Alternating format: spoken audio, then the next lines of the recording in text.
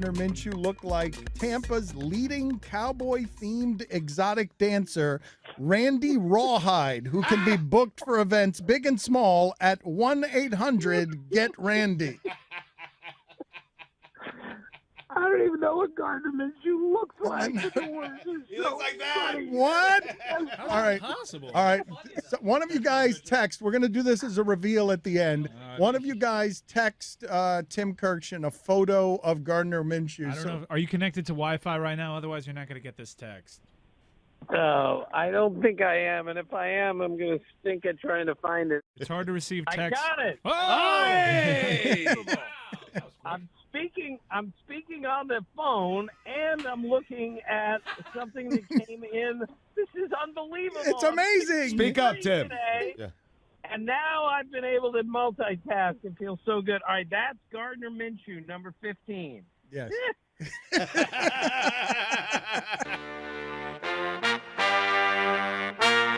Live from ESPN Studios in South Beach. It's the Dan Batard Show with the Stugotz.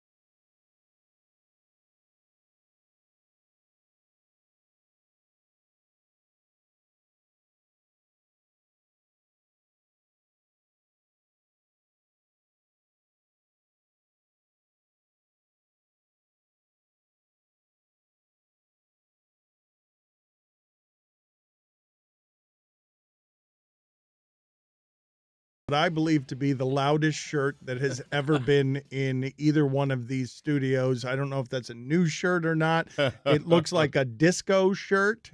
I don't love that he's coming off a disco cruise and that the virus is something that is found on cruises. He's also had respiratory and coughing problems, and the coronavirus is something that people have objected to on cruises. Cruising is down around the country, and now Greg Cote and his wheezing cough is in here to contaminate everybody.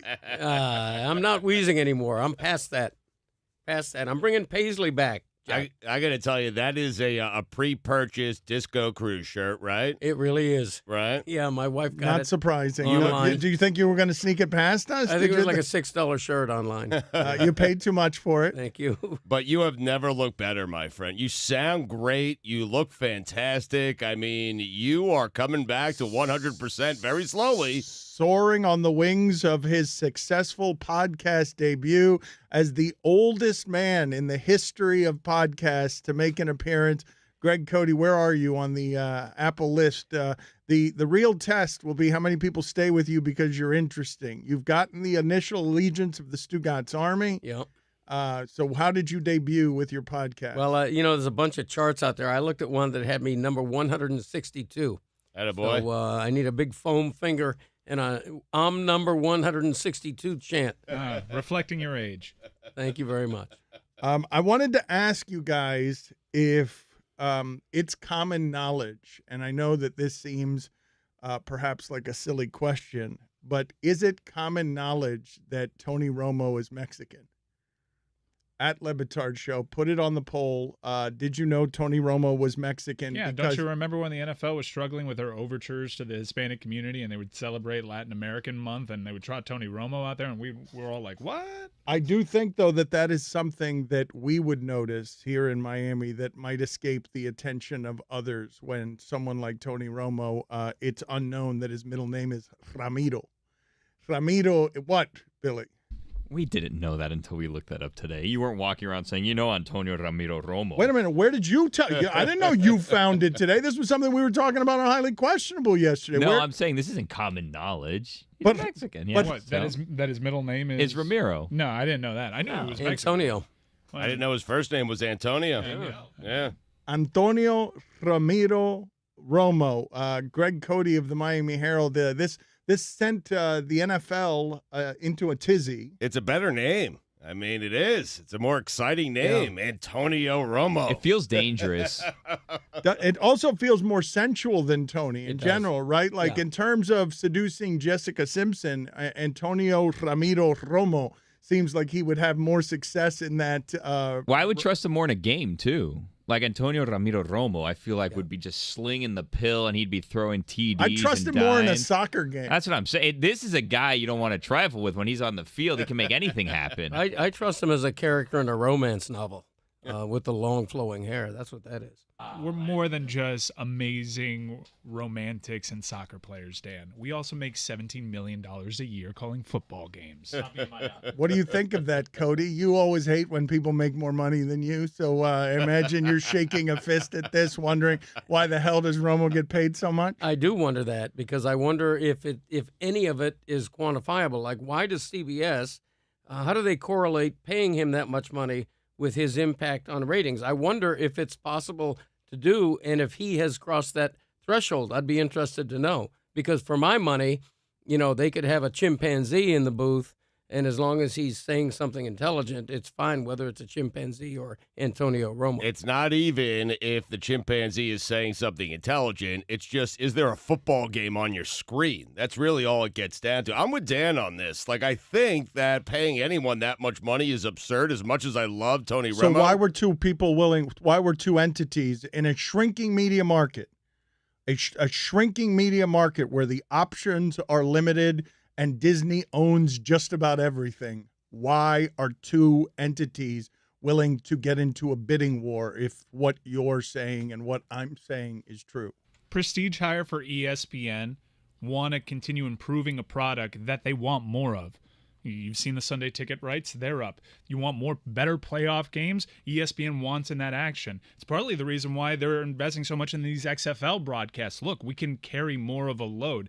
And for CBS, they're in the position where, you don't have a choice for Monday Night Football. There's only one place to go. But in our time slot, we're often opposite of Joe Buck and Troy Aikman. You have a choice. This is one of the few times that you might be going to a game specifically because of a commentary team. So that's why CBS does it. Also, I do think that Antonio Romo very quickly developed a reputation as the guy who's going to tell you what's about to happen, as the guy who somehow knows everything about play calling and what should happen and what will happen. And that's pretty unusual. Everybody sort of guesses what they might do on 3rd and 3, but he seemed to have a knack for actually foretelling what's about to happen, which is pretty neat.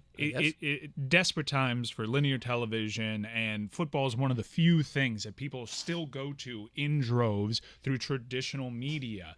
You need to make that experience as good as possible for the viewer. So I absolutely get it. And football, it's interesting because as unfathomable as it is to say, this is a very small thing, and it's impacted something that we do here, but it gives you an indication of how powerful this brand is and how it is still spreading all over the place in a way that can easily afford to pay Tony Romo twice as much annually as a broadcaster of football than a player of football. On 4 p.m. daily and 4:30 daily, there have been, and PTI and ESPN have done, but in this 4 to 6 block, it has been for a long time now just basically opinions. ESPN has paid $1.8 billion for the rights to Monday Night Football, a game it doesn't get to flex, and is 2 and 3 times as much as NBC and ABC paid for it, because we need the rights throughout the week to all the footage. It's not even about the Monday night game. It's about sustaining all of the networks with football highlights during football season. So in paying $1.8 million, it's not merely that football gets that money, but during last season, they moved all the shows over to ESPN2 so there could be more NFL programming before Monday Night Football. And so you're getting everyone talking about the NFL everywhere, but they moved the opinion shows to ESPN2 so they could just put the straight football in your face, the kind of programming the football likes that isn't going to have any of the Goodell criticism in it. It's just going to be sort of covering the stories of the week. And it now you have Amazon and all of these big players with giant money trying to get into the game. How much are these television rights going to go for? Like, I thought we'd reached something that resembled the ceiling on this stuff, and clearly we have not. Like, clearly, if you're willing to pay $17 million for Tony Romo as a prestige hire when you're CBS and all you're doing is marketing to old people, all you're doing with all your programming is basically saying, find me the next Angela Lansbury. Like, that's what CBS programming is, that you're sitting there doing old people. We're going to reach old people. It matters to these people that 60 Minutes is still there. Bomani had a great riff yesterday on Highly Questionable where he's like, Jim Nantz sounds like money. Jim Nantz has that job because he sounds like money, and now he's looking over to the side, and his money is small money compared to the guy who's earning more than 3 times as much as he is and isn't doing college basketball and isn't doing golf. But in reality, it's not all that they're doing. CBS is one of the networks. I know NBC is coming along with Peacock, which is actually trying to do something different with it by making it free, but just with advertising. CBS does have a streaming platform. And within those game broadcasts, they promote the streaming platform. This isn't just paying Tony Romo to do a job. This is keeping you at a game because you enjoy Tony Romo so you can hear the ad about CBS All Access. To answer your question, Dan, I'm reading this from CNBC. Right now, in the current deals that end in 2022, they get $1 billion. The NFL gets $1 billion a year from CBS, $1.1 billion from Fox, $950 million from NBC, whatever they're getting from ESPN, and those rights and DirecTV. Don't forget, like the Red Zone channel, double dipping on all that stuff. And they're projecting that those rights could go up by 15 to 20% in the next deals. I mean, it's less than I thought it was going to go up. Actually, Why do you guys think this is bad for Nance? This is good for Nance. Rising tide lifts all boats. Jim Nance is going to get paid the next time he's up. Especially wooden boats. Are you sure? Are you sure that if Jim Nance goes in there and starts asking for too much money, they say, never mind, Jim, we'll go get another play-by-play guy and put him with our high-paid Romo? Jim Nance isn't going to get passed over, Dan. ESPN Radio is presented by Progressive Insurance, making it easy to bundle your home and car insurance. Here's your SportsCenter update. The NBA, in an effort to prevent a league outbreak of the coronavirus, are recommending to players that they fist bump with fans instead of high-fiving and avoid taking pens, balls, and jerseys to autograph. The Heat defeated the Bucks 105-89. Miami's defense held Giannis Antetokounmpo to 13 points, tying a season low. It's odd I can say that name. SportsCenter brought to you by Advance Auto Parts. Think ahead, think advance. At any time, 1 in 4 batteries is about to fail. Get a free battery test and free installation with any automotive battery purchase only at Advance Auto Parts. For all the latest headlines and information, tune in to SportsCenter on ESPN Radio all throughout the day. It is Dan and Stu from the Clevelander in South Beach on ESPN Radio.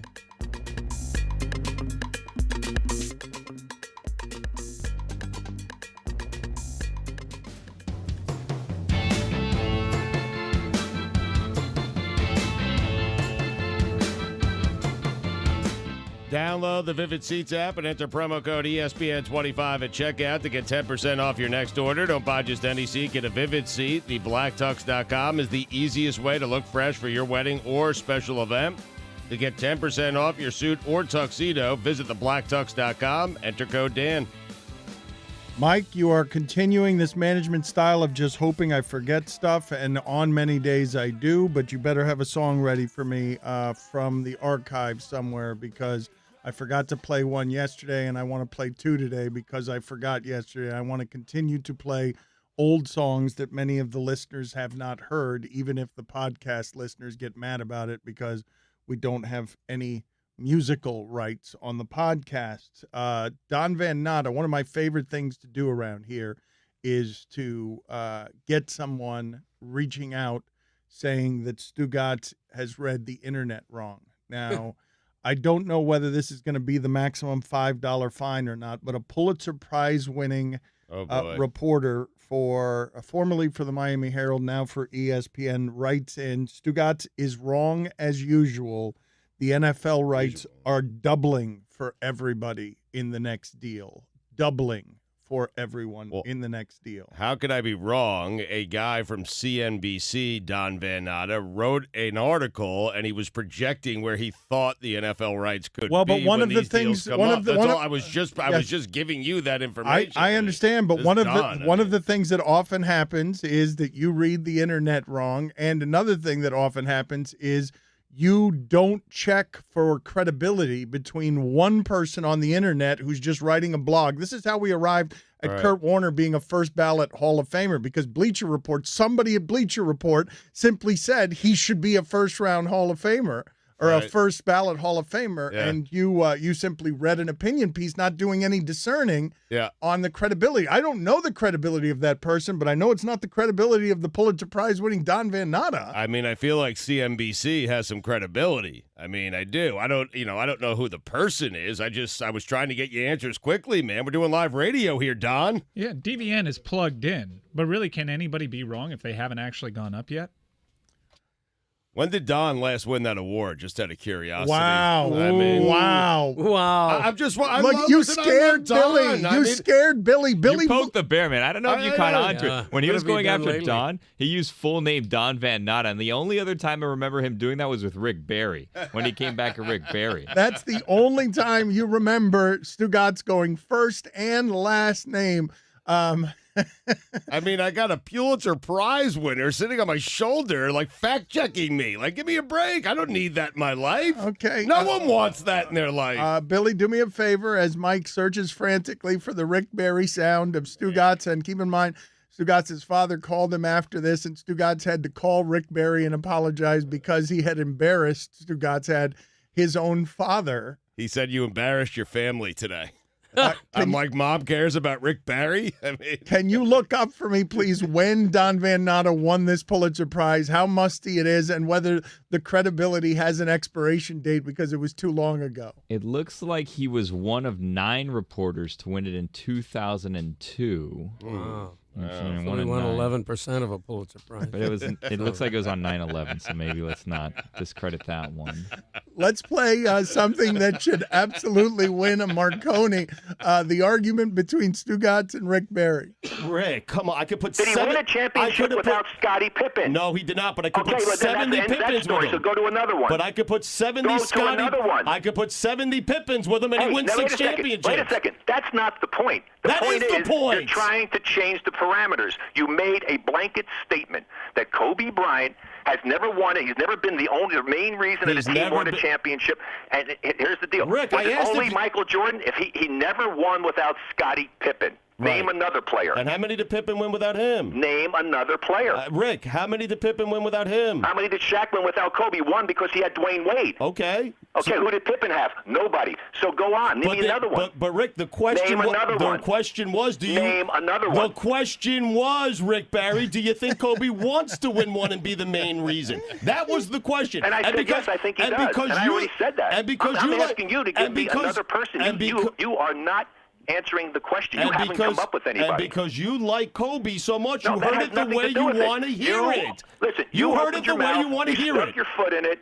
You opened your mouth and stuck your foot in it. Give me another player who was a great player, who was the main responsibility Rick, it doesn't for matter. winning a championship without help from somebody else. Hakeem Olajuwon. It doesn't matter who I give you. You're going to throw someone back in my face. Hakeem Olajuwon. Go, Rick.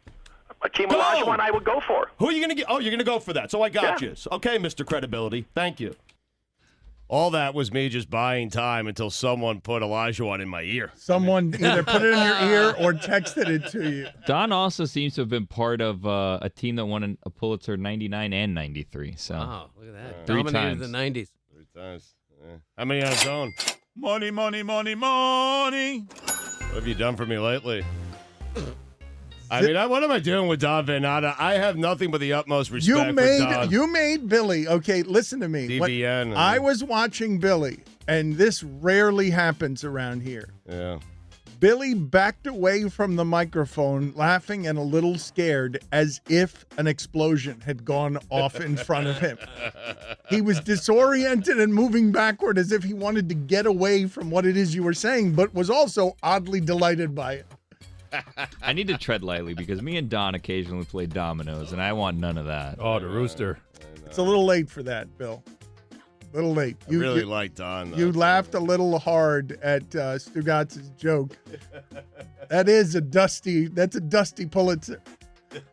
That's 11% of a dusty Pulitzer.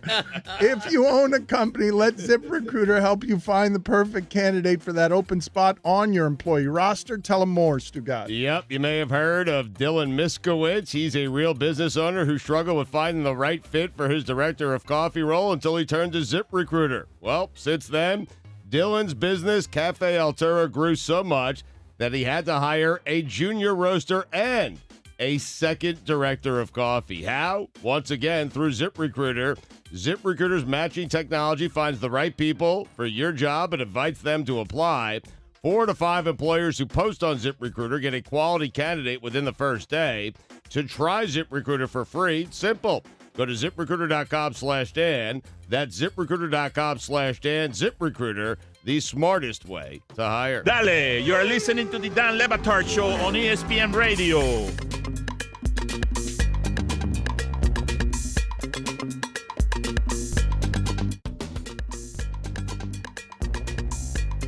I am signing that guy sight unseen.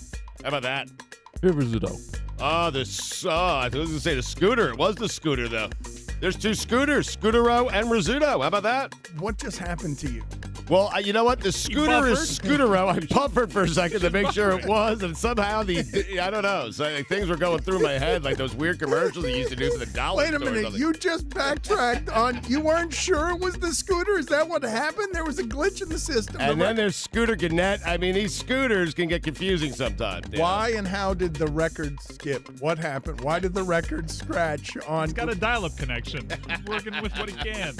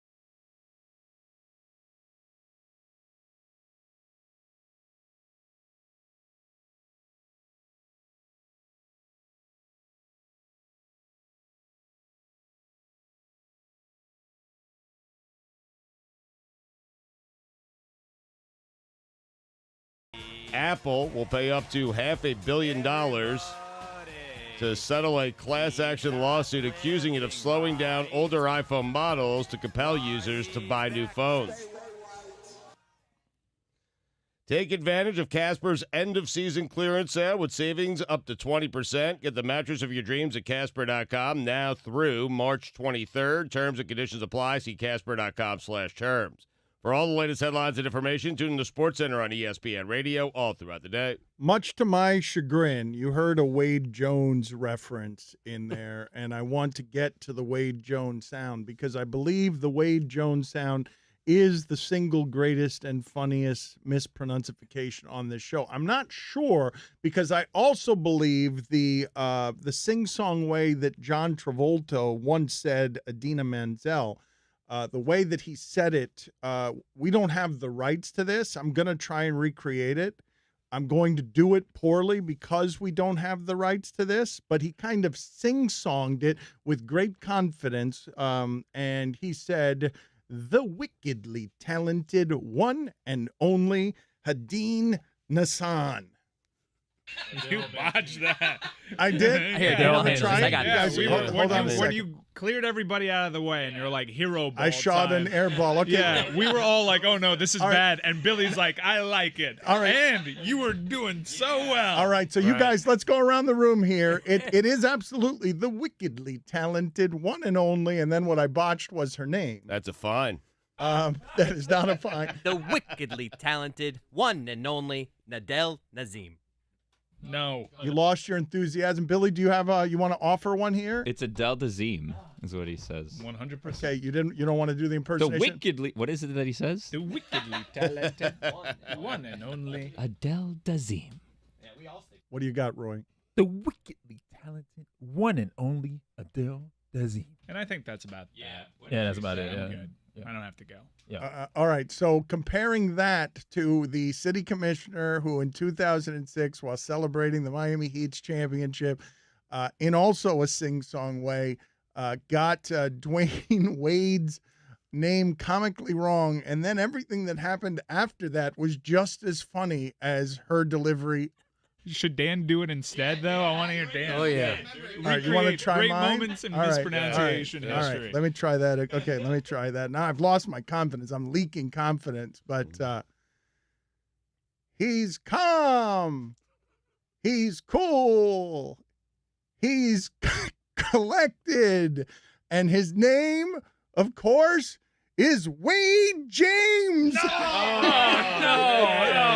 unfortunate. Oh, I was so close. $5. I was so close. Almost. Let's hear the city commissioner try it. He's calm, collected, has a will to win because his name, of course, is Wade Jones. Who that is? I honestly don't know what's funnier there.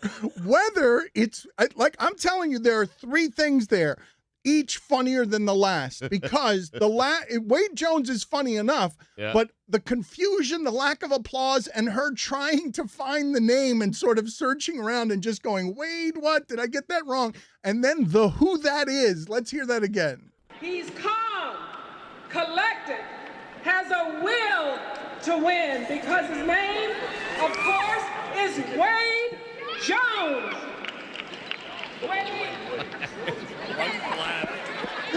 Because no one They knows. were ready to roar together. Yeah. The awkward silence is just so delicious. good. It is comedically, it is like a skit in The Office or Parks and Rec Right, because of all of it, because of the echoing emptiness of her mispronouncification.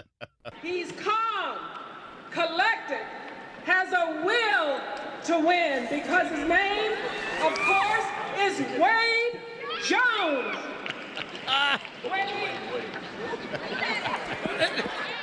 You just hear the air coming out of the balloon. My wife has written in, I think you made up the word mispronouncification. You don't get the show. I didn't do it. Mike did it. I didn't do it. I didn't notice.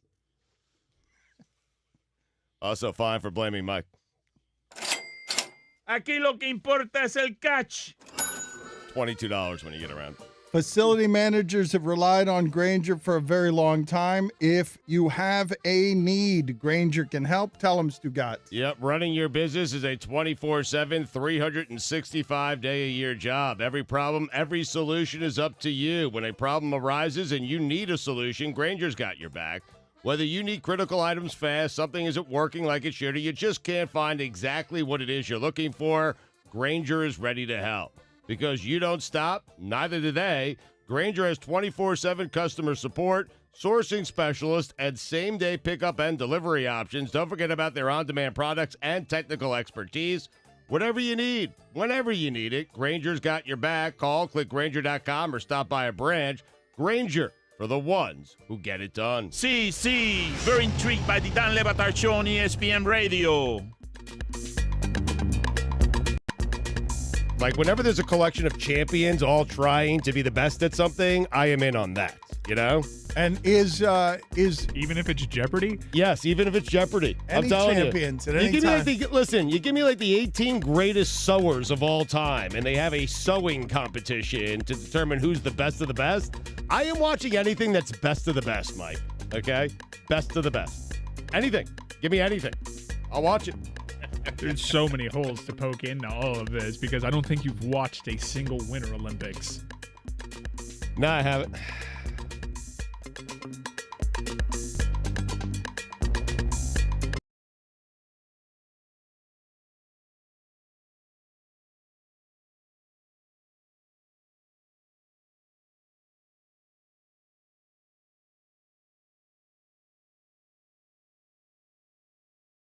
Missed any of our interviews? Check them out on demand in the Dan Le Batard Show podcast, brought to you by Capital One. Why settle for average? With Capital One, you can open a savings account with a rate 5 times the national average. Welcome to Banking Reimagined. Capital One. What's in your wallet? Capital One N.A., member FDIC. All guests on the Dan Le Batard Show appear via the Shell Pennzoil Performance Line. There are a lot of people, and I know you mentioned this story yesterday, there are a lot of people writing and wringing their hands about whether or not something that Trey Adams, a combine prospect with the University of Washington, said at the combine. Now, the way he hurt himself at the combine was that his 40-yard dash was 5.6 seconds, worst at the combine. His vertical leap was 24.5 inches, worst at the combine. His broad jump was 7'8", worse at the combine. But then he was asked something he would change about himself during the interview process. And he thought long and hard before saying a bigger bleep. That was his actual answer. And I felt bad for him when it was leaked. I felt legitimately bad. Wow. For that, like, he couldn't have expected that to be something that that spread quickly across the universe. And I felt, as bad as that combine was, I felt even more shame for him because that was his answer.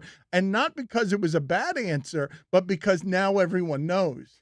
Or we're talking about that instead of his bad performance, other than you mentioning it at the top. Oh, well, there. Good point. It is a good point by you. More people are talking about the fact that he is not well endowed than are talking about how terrible all his combine numbers were. Do we know for sure? I mean, he's 6'8". Do we know for sure he's not well endowed? Maybe he's just greedy and wants, even more. Okay, a good point. I don't think that it's the natural assumption that place or the place that people would go to. But yes, maybe his greatest crime is greed. These are all valid points.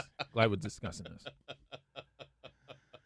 I wanted to ask you guys about some of this sound coming out of baseball. Chris is delighted back there because I don't know if you saw the HBO Real Sports, but basically Trevor Bauer is pulling back the curtain on everything. Trevor Bauer was showing HBO Real Sports the way pitchers cheat and how easy it is to cheat by putting a substance on the baseball. He was just he wants it all out in the open, so much so that yesterday he did something that you don't normally see. But before we get to that sound, let's play the sound of Anthony Rizzo, and this is an evolution. If baseball wants more people to watch, do some stuff like this and talk to guys when they're in the batter's box and listen to them say things like what Anthony Rizzo said during a spring training game. I'm doing some math in my head what he's going to throw. What do you got? I have no idea. I wish I knew. Someone banged for me. I'm feeling a heater right here because I've only seen one today from him.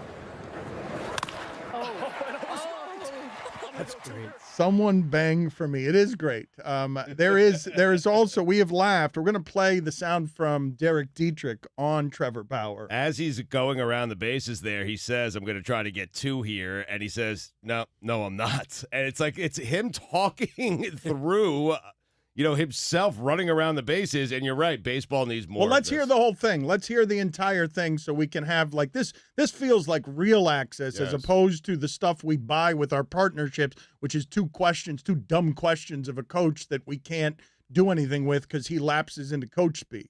I'm doing some math in my head what he's going to throw. What do you got? I have no idea. I wish I knew. Someone banged for me. I'm feeling a heater right here because I've only seen one today from him. I'm going to go 2 here. No, I'm not. That's so great. I got to think you can't really do that during the regular season because the catcher's going to hear you. Maybe this is how Stugotz we implement the Mendoza line. So you get like a phone sponsorship and let's check in on the Mendoza line and we pretend like they're talking on the phone. Love ESPN? that. Yeah. Listening? Look at that. If you want to go through some internet archives, you will find another funny back and forth between Chipper Jones, who's going to join Boog Shambi on some Wednesday night broadcasts this year, about 20 or 30 of them. And Chipper Jones, he had an exchange before the game with Boog Shambi where Boog Shambi is saying to him that he swings the first pitch too much. Excuse me. He swings at the first pitch too much. Really, Mike?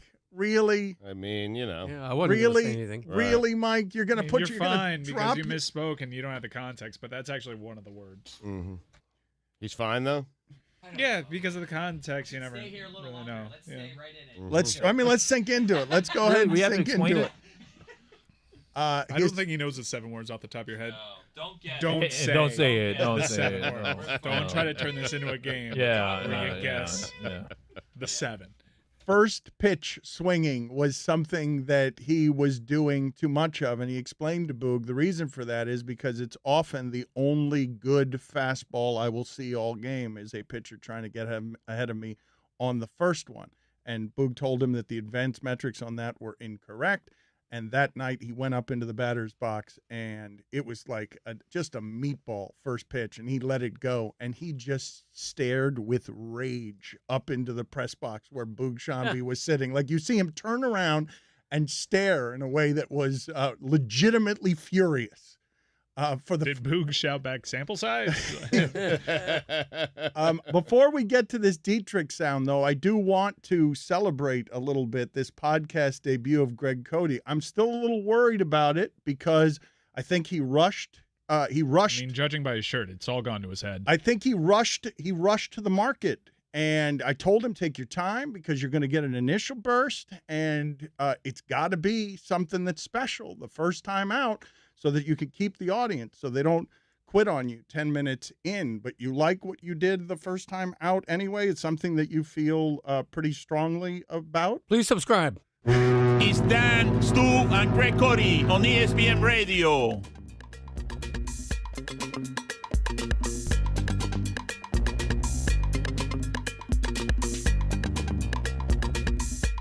Because he's wearing a green tank top and we want to put it in front of a green screen. Stugotz is getting sent to the penalty box right now. What? He is getting out of here at this minute so that we could do the bucket of death without his help, and you can catch him on ESPN News doing whatever it is that he'll be doing in front of the green screen. I hate this thing. I've got to do Darth Maul. I've got to do a Darth Maul costume. I got to do a Raiders fan costume. I got to do a marching band costume. This is depressing. This thing is really depressing. I am so happy the football season is finally getting out of here because this damn bucket is getting out of here. You go to hell, Reaper. Shout out to Art Briles. The Reaper said through the mask as he departed the room. Fine.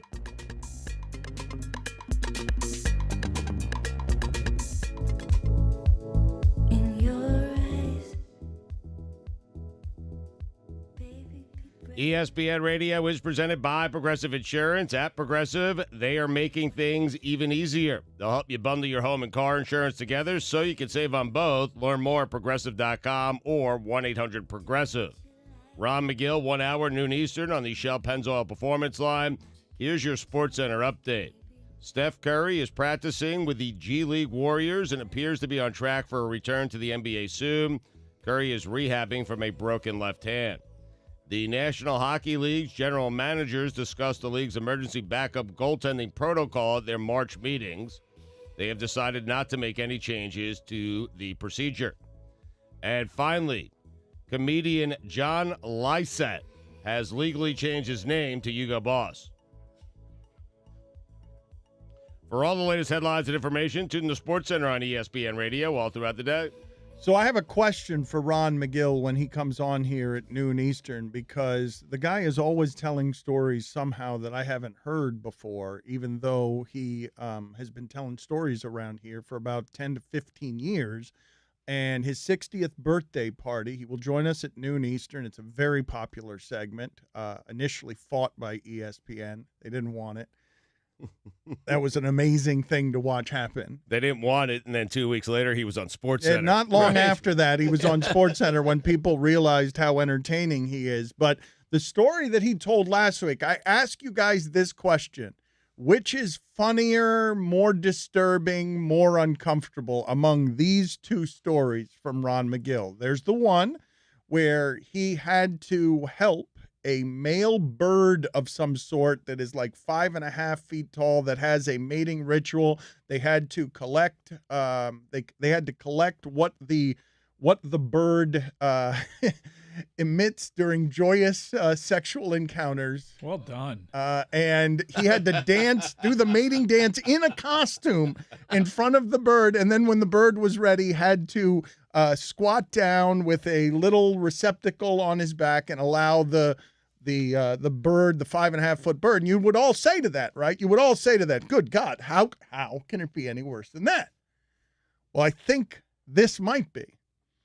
He also one time had to be underneath a horse during a similar sensual stimulation. And he had to wear, because of the dangers of being beneath a horse, while placing a sleeve around the area where the sleeve would be required, he had to wear, and this is the funny visually part, although I don't know if it's as funny as the bird costume, a helmet and shoulder pads. What? Yes, of course, because you can't get hit in the head by a wildly erotic and aroused giant stallion. I mean, you got to be careful. That seems dangerous. I wouldn't want to get hit by any stallion, let alone an erotic one. Wow. Which one's worse, though? In terms of being underneath, probably the aroused one. Yes. I don't know. No, the aroused one. But it's pretty humiliating to put on a bird costume, do a dance for a bird, and then turn around and squat and wait for the bird to come arrive.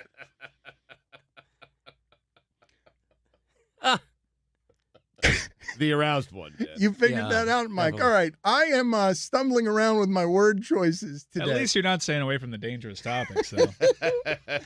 And It's a good day to go there. It reminds us of the story that Vin Scully told on the show. And we're going to play a couple of mispronouncifications here. My wife, incidentally, is appalled right now. I've got a problem at home because we hit her with a "you don't get the show." I think we're going to have to fire Mike. Uh-oh. I don't know why he did that. Oh, boy. So here is Vin Scully. Vin Scully talking about the greatest mistake that he made after I have now used dangerous language in consecutive segments. Back about my third year, about 1952, the Dodgers were playing Cincinnati, and Cincinnati had an outfielder named Lloyd Merriman. I'll never forget it. And Lloyd hit a ball foul, and my mind told me to say, hot shot hit foul. No, And no, and it never came out that way. And everybody in the booth fell down, and I was absolutely mortified. And the reason I remember Lloyd Merriman, I started filling. He's a former Marine Air Corps pilot, saw combat in Korea. You know, I did on and on. That really, that had to be, considering how young I was, that was about it. So you even hear in Vin Scully's cadence there, you do not hear a wasted sound in the way that he tells that story. I want you to juxtapose that with professional broadcaster Stugotz and the wasted sound that you might find around him trying to say the phrase foot fault. Foot call, a foot fault called. Foot call, a foot fault called. Foot call, a foot fault called. That happens. And further juxtapose that with how efficient he is saying tight ends coach. Well, we need the longer one for context. That is Stugotz indeed saying the phrase tight ends coach. Wow. The longer one, though, the longer one will show you how it is that happens, because Stugotz often runs off to the next thought before completing the previous one. He's not going straight from. He might improve. Mike's right. He might improve his coaching status. Small windows. John Amici had no idea that was tight ends coach. Yeah, of course not. How would anybody know that that's tight ends coach? That's still the most gleeful time I've had hitting spacebar during Stump the Meach. You did. You asked John Amici, what is Stugotz, with no context whatsoever, what is Stugotz trying to say here?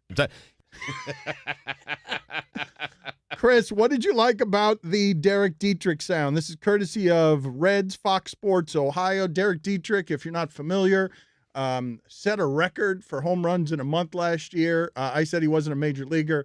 And then he came in here and he was shirtless a couple of different times because he likes to hang out by the Clevelander pool. What do you like about this sound from spring training? Well, I like that he's kind of describing, because Trevor Bauer was tipping his own pitches to players at spring training, and then they get Dietrich in-game interview, so he's describing it. But I also like what the announcer says about Trevor Bauer at the end of this clip. There with Derek Dietrich, you guys were talking about Bauer giving up what he was throwing to Beatty there, and you have an answer for this? In fact, I do. Trevor and I are good friends, and if you follow baseball this offseason, there's a little thing going on with sign stealing. So Trevor's not too fond of it, so he figured he's going to try something new this season, and he's going to start telling the batters what's coming, and that way there's no ifs, ands, or buts about what's going on. Just here it comes, try to hit it. I'm not sure I would recommend it throughout the season. One batter was fun, though. Trevor's always going to do something nuts, and, we enjoy him, so it's pretty cool. He's our nuts. That's why they enjoy him. You thought I was bad with the phrasing. Aquí lo que importa es el catch. What was wrong with that? Advance Auto Parts, take a look at your windshield wipers. Are they cracked? Do you even know how much fluid you have left? It's going to run out, and you're not going to have any more fluid. Stugotz, tell them about Advance Auto Parts. Spring is your chance to make your lawn look like the perfectly trimmed work of art you watch your favorite team run across on TV. But before you get to work, make sure you can get to work.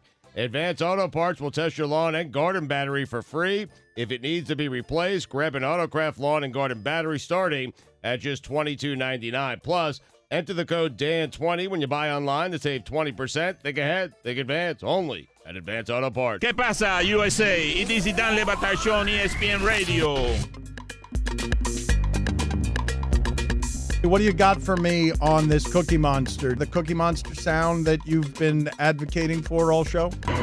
Take me out to the ball game. Take me out to the crowd. Was this Cookie Monster puppet is in the booth, and then who is the voice? Is it the actual voice of Cookie Monster? Is it a Cookie Monster impersonator? Can we see the person who's singing, or is it just the Cookie Monster is singing? So Cookie Monster, again, the blue, puppet, Muppet. Is he a Muppet or a puppet? He's not a Muppet. Why is it funny?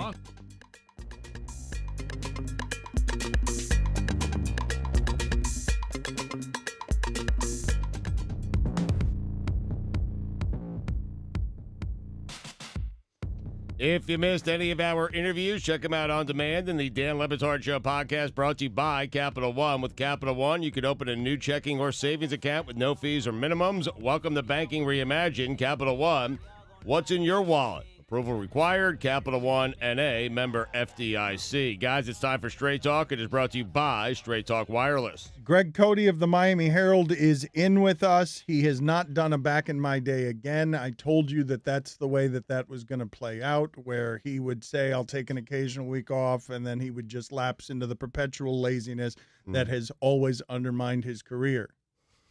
Next week we have one coming. You said that last week. Yeah, but I didn't mean it. This time I mean it. You said it also the week before that. Right. I'm building up. Roy doesn't speak all that often when it comes to unsolicited advice, but he just got done telling me you have a lot to learn about marriage. We will get to that in a second. But first, someone has tweeted in, Stu powering through his phlegm, obviously caused by smoked heaters, is like a fighter missing weight. It's his job to talk. Suspend him until he quits the heaters. It's disgusting and wildly unprofessional, even for Stugotz. You don't get the show. So that is the source of my frustration, or my wife's frustration right now, because before she was trying to be helpful and said that she thinks that I mispronounced the phrase mispronouncification, that it wasn't a word, and then we hit her with the you don't get the show, and now she's just texting, you just did that to me? You don't get the show. And she says, you don't get the show, me. You don't get the show. Thank God these people don't have any access to me. You don't get the show. I'm shocked. You don't get the show. And appalled. Wow. You don't get the show. I mean, I hope you get that prenup. Seriously. Amateur husband. I mean, what are you doing, dude? Roy is right. What am I doing? I don't have control or access to You Don't Get the Show. That's all Mike Ryan's doing. I don't know. The only buttons I have are this one, this one, this one, this one. Oh, it's a quality. Nice this one. Oh, my favorite. That's my favorite right there. Triple Crown. This one. This one. And just totally inexplicably, why do we have a cheesy... You need it. It's a radio staple, dude. Wow. There's one more on there if you want to hit it. Oh, my God, Dan. Wow. What? More boing. More boing. Says the entire time. Yeah, I like that we have 2 boings. Yeah. More boing. We have 8 sounds and a variety of boings. That one really drives the point home. Billy, what are you laughing at? This is just some machine from the 80s?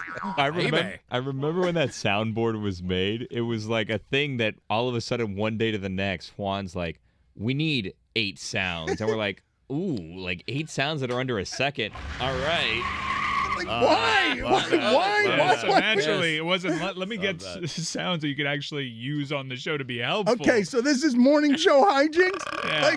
I'm like, let's get Excuse me. Let's get the cheesiest soundboard available for a rock and jock DJ. It is flabbergasting how terrible our soundboard is. Like, it's not something that, I mean, You what never are we have doing? too many boings. Yes. Yeah. Nice. So Stugotz was making fun of me and should have been. One of them sounds like if a boing were to ask a question. Yeah, Boing? that's a one. Like boing? Yeah. Boing? The second one. Yeah. Boing! Boing. Like they're having a Bleep off the conversation. point, yeah. 2 boings having a conversation. That's bleep off, and the other one's bleep off? Boinging it. So Stugotz was making fun of me during the break because the tweeters are writing in, and they won't stop. I was laughing by myself. I'm not kidding you. I was laughing by myself in the hotel room where I was between shows here. Because of how poorly I ended yesterday's show. And we were up against the clock. Certainly Greg Cote knows all about this. We were up against the clock at the end of the show, and we like to end every segment with some sort of joke, and I just sort of tripped across the finish line. I was trying to say Jason Momoa, and I totally Nick Offerman'd it. You totally did, because we know that you can say Jason Momoa. You had said it several times during that segment, but the end of the show came, and I guess you got scared by the tripped. HNO. I tripped like Oprah. Everyone's trying to look like Momoa. What? Where did that trail off? Everyone's trying to look like Momoa. It's how you would say Momoa if you were in the middle of throwing up. Everyone's trying to look like Momoa. Wow, you murmured it. Like Momoa. Momo. What does it sound more like? Like I'm being punched in the stomach in the middle of it? Momo. Sounds like a perfume. Momo. Momo. Momo. Get the Nick Offerman dismount. Put it on the poll, Guillermo, at Batard Show. Which is the worst dismount at the ending of a segment? Was it the Momoa? This is no contest. You don't think so? Offerman runs away with this. Does it really? Here's Nick Offerman. Nick, thank you so much for being on with us. Really enjoy your work. Thanks for having me. Have a great day.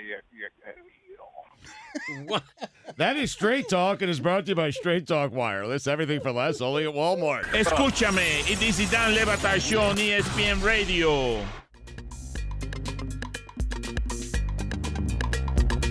As impressed with your tan as I'm impressed with your tan. You are beefcake, sir. You are sensual beefcake. This is ESPN News erotica. Don, this is as sensual as this channel has ever been. So I'm a little behind, actually. You know, you saw me outside. I was having an El Presidente over at the pool and enjoying the beautiful sunshine. And it's got some work to do. I got to hit the gym. You're looking a little thin. I didn't want to. Yeah. I mean, you look great, but come on, what's going on here? Yeah.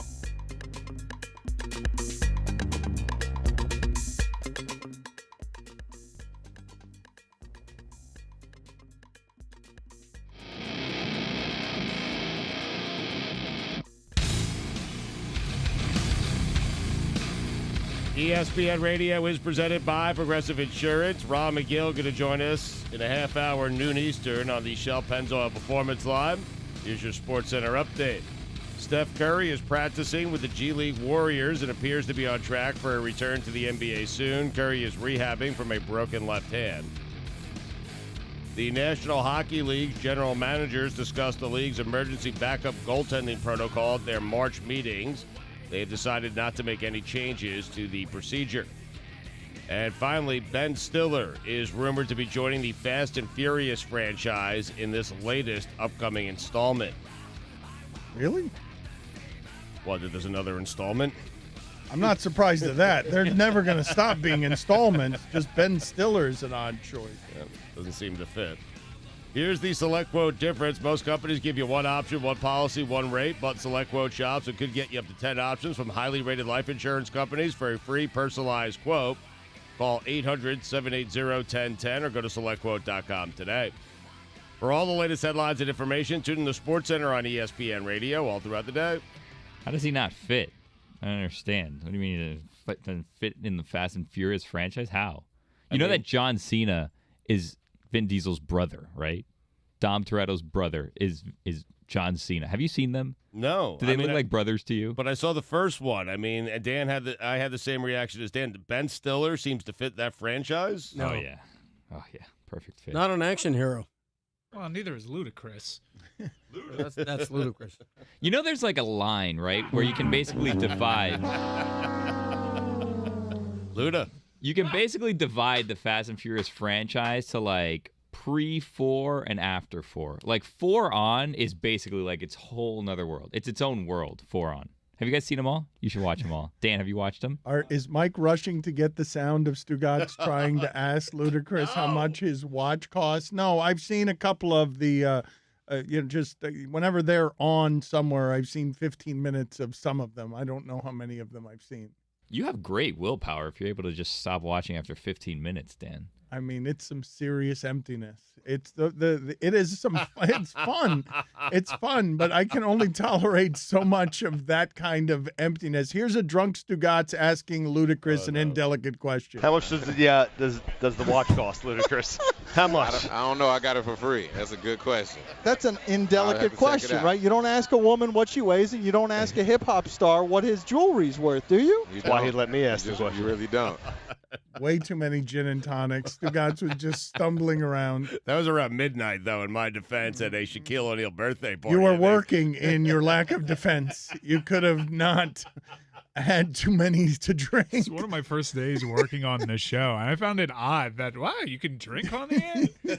That's such a great point by both of you, but Dan specifically. So I'd like for you guys to help me out with something here, because I don't know the credibility, or for that matter, I don't know whether something called VFT Solutions would be incentivized to inflate the number I'm about to give you. But someone for VFT Solutions, Wayne Lonstein, has put a number on the number of people who stole the Wilder Fury fight on streaming services. And somebody writes in here, because we were talking about this the other day, man, you guys really suck. You really just want to ruin it for the people who don't have hella money to throw around. Quit talking about illegal streaming fight. There are bigger battles than that. Come on. VFT Solutions is an anti-piracy platform, so this number would sort of incentivize getting it out there for his business. Okay, so it might be incentivized, but you guys want to guess the pay-per-views that were bought for that fight were about 800 to 850,000 at $79.99 a piece. You guys want to guess how much this guy is saying? How many fights were stolen? Wilder Fury. So you got 800 to 850,000 sold. Right. How much do you think was stolen? I'm going to say like 50,000. I would say half as many, like 400,000. He says it's 10 to 20 million. What? Wow.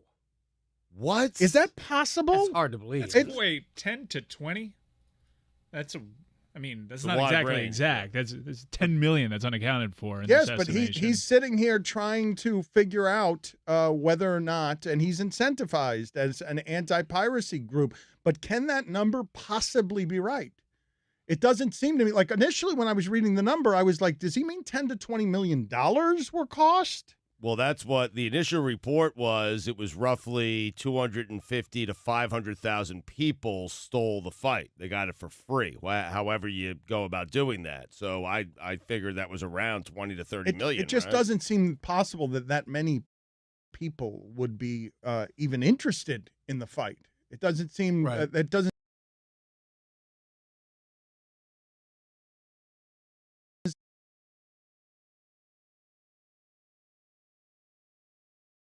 seem like that number's in any way something that can be realistic. Spike Lee has been on the televisions here all morning, and he's on First Take saying he is done with the Knicks for this season, that he is not going to go to any more games after convenient. security. I don't know if it's tied. It must be tied into security stopping him yesterday when he was trying to get into the arena through a different entrance. Back to the piracy discussion, just knowing what I know about you guys and your lack of You're going to tell me I read it wrong? No. It's just those streams aren't the easiest thing to find. I find it hard to believe that 20 million people could even find the stream. Nowhere to even look. I agree, because I don't know how to do it. You guys are telling me it was easy, just all you got to do. Like anything these days, you don't have to learn anything. You could just find it on the internet. Yeah, But that does search on seem Twitter. It does seem. Listen, I've watched Grateful Dead shows just on social media. Just type it in, search engine, and find the link and watch the show, because someone's streaming it from the show. So you're watching it through their phone essentially. That does seem like a lot, though. You know. I figured it was $10 to $20 million. That's where I thought it was. Maybe it is $10 to $20 million. 250 to 500,000 people. Well, look, Billy, can you do me the favor of looking that up for me? Because perhaps I read it wrong, because I didn't think it was possible that that number could possibly be real, and it made me instead question the credibility of the deliverer of that news instead of my inability to read the internet correctly. If it's accurate, that doesn't bode very well for the future of pay-per-view. I mean, if it's that easy and prevalent. But I just can't imagine that that's accurate. Pay-per-view is actually I bet you piracy might even be going down because they have it built into so many platforms, and not many people are ordering pay-per-view in the traditional way that we used to back in the day. But back in the day, they weren't also costing $79.99. Right. So I do think what you're seeing is a bit of a market correction, understanding that piracy is a little bit more prevalent. They're increasing the price to sort of make up and recoup some of the dollars that they're losing because piracy is a lot more available to you now. Stugotz, what do you make of what Spike Lee is doing right now? As a Knicks fan, he is your most famous fan, and he is on First Take, and they were just showing moments ago that he is saying he is done with the Knicks for the season. Now, this is a person who has shown up to more Knicks games over the years than the New York Knicks have shown up to New York Knicks games. He said that while dressed in head-to-toe Knicks gear, by the way. Mm-hmm. Well, isn't he saying that James Dolan has been harassing him? Is that one of the things that he is saying? I don't know. That interview is going on as the show's going on, but it wasn't Spike Lee at their most recent game. Yeah, didn't they just? Yeah, didn't they win? Yeah. No, but I think he got stopped by security at that game. I think that at that game he wasn't allowed in immediately. But then he stayed for the game after he was done with them, and he came on First Take dressed in like Knicks gear all day today. So so he got stopped, was annoyed by it, and reached out to Stephen A. or First Take saying, "I'm going to speak my mind on this Knicks situation." And I'm on the First Take Twitter feed, and he did say, now I'll have to read more about the story or listen to the audio, but he did say, I'm being harassed by James Dolan. I don't know why. He also said that he spends roughly $300,000 a year on Knicks tickets and has given them almost $10 million over 30 years. Quote, I look stupid now. I mean. But wasn't he going through the wrong entrance? Is this all an insult to Bill? Spike Lee can enter any entrance at a Knicks game. Any of them. Put it on the poll, Guillermo, at Batard Show. Should Spike Lee be able to enter through any entrance at a Knicks game? I'm tired of the super fan who wants special treatment. It's like Fireman Ed. Didn't Fireman Ed quit the Jets in a huff about something, Greg, and then a year later he comes back? This is not like Fireman Ed. Fireman. Yeah, they're the same guy. They're the same guy. Greg, he just said he's given the team $30 million over the last. He can afford it. Am I right? I think he said $10 million, right? Excuse me, $10 million, yes. But he is a paying customer who is also your biggest fan. Like, James Dolan has done a remarkable job of upsetting the people that Knicks fans actually still care about. And one of them happens to be Spike Lee. The other is Charles Oakley. Like, what is he doing? No, Greg's right about Fireman Ed. Because Spike Lee's doing this on a director's salary, whatever that is. Fireman Ed is getting those seats on a fireman's salary. You know how much more it is to Fireman Ed than it is to Spike Lee? All right, put it on the poll. Are Spike Lee and Fireman Ed the same thing? Because I've never thought of them as the same thing in any way whatsoever. And Greg Cote, look at you nodding. No, they are. You are the same agreeing. guy. You're agreeing with yourself right now. Right. And whatever happened to Jack Nicholson at a Lakers game? Does that ever happen anymore? Yeah, he showed up occasionally. He's getting older. I saw him. He went with his son to one of the games recently. Fewer appearances. The difference is one of them may do the right thing, and the other one's Fireman Ed. Like that's the difference between them. One of them made a movie that is still talked about. What is that? Is it 35 years later now? Yeah. He won an Oscar last year, Spike Lee. Yeah, that movie's older than Van Natta's Pulitzer Prize. Aquí lo que importa es el catch. This Van Natta is not very happy with me. I sent him a DM saying I love you, and he has not responded yet. Do you have an event you need to get dressed up for a little bit? The Black Tux will make you look better than any suit you will find in a department store. Tell them, Stugotz. Yep, the Black Tux believes every groom deserves a better experience when it comes to finding formal wear, a suit or tuxedo for their big day. Did you know the Black Tux was actually started by two guys who had one of the worst tuxedo fittings you could imagine? It turns out they aren't alone in this frustration. Just listen to these one-star reviews from competitor tuck shops that shall not be named. Go elsewhere. This place is pretty terrible, unless you were dressing like your grandpa for Halloween. We felt weird buying a suit from somebody so unhappy we were afraid his bad vibes might follow us to our wedding day, so we left. Whether you're buying your outfit or looking to rent, you won't find a formal wear experience or designs like the ones you'll find at the Black Tux. If you want your wedding to be remembered for the right reasons, order your suit or tuxedo at theblacktux.com and enjoy 10% off with code Dan. That's 10% off. That's theblacktux.com. Again, 10% off of your purchase with code Dan. The Black Tux. Formal wear for the moment. You're experiencing the Dan Le Batard Show on ESPN Radio. Also, don't correct me on my Patriots take. It's loud wrong day. Oh, okay, fair enough. There was plenty of evidence, and it was all destroyed. That's a fine, and fines are doubled on Dan is wrong day. What? Yeah. That's totally made up. That's not true at all. Oh, are you telling him he's wrong? Oh, really? Wow. It just got doubled. There's the double fine right there.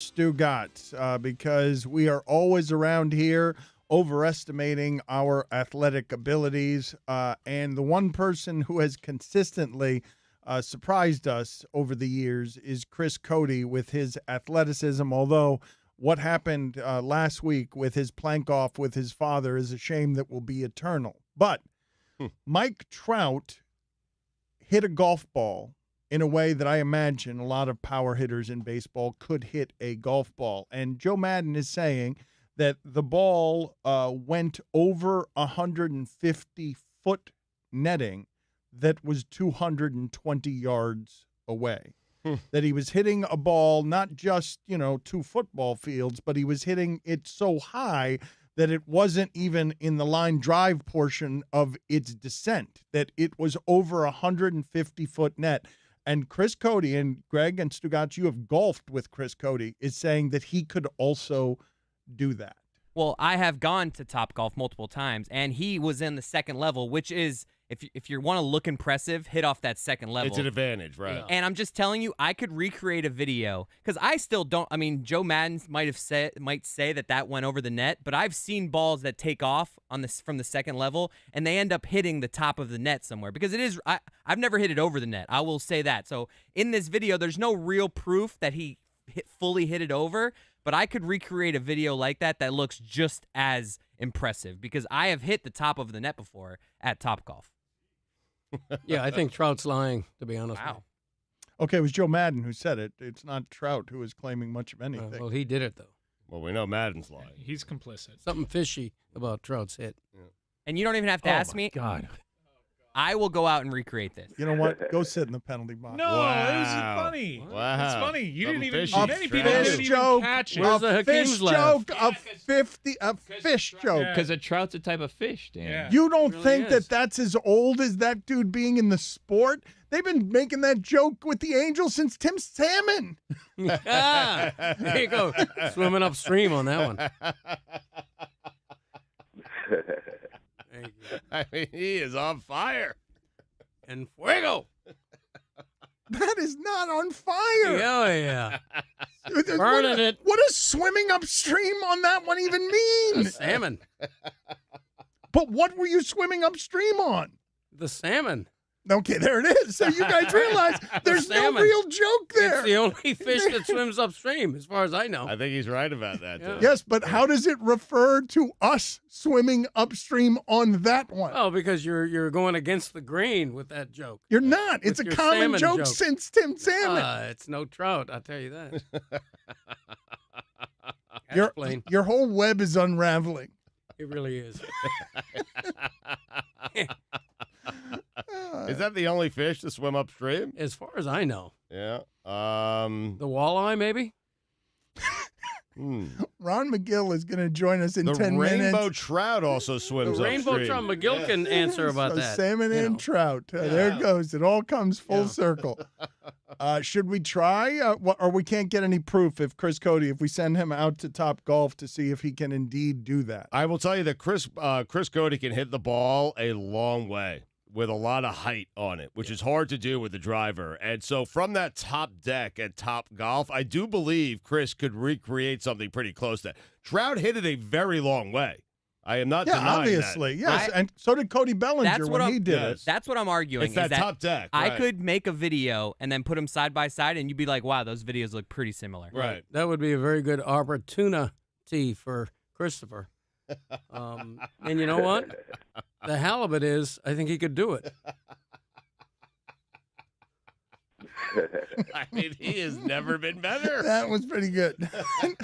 We'll give you plenty of time to think of more if you need us to filibuster. I'm out of material. Here, no, please keep thinking of it. We will see what it is that you emerge with your next jokes on this front. I'm curious what Mike Ryan thinks about. Is the Browns broadcaster named Tony Rossi or Tony Grossi, who was suspended? Grossi. Yeah. Yeah. So he was suspended. He is the Tony in Baker Mayfield's Jesus Tony. And he was caught off mic or thinking he was off mic calling Baker Mayfield a bleeping midget. Except which is insensitive. Right? And the curse word is being caught as well. And what was the suspension? How much did they suspend him Indefinite, and he has to go to sensitivity training. There's a lot of older media. Well, I don't want to say a lot, but this wasn't really surprising, given their history and just Tony's age. I mean, that is something that is... And just Tony's brand. It wasn't surprising because it was Tony.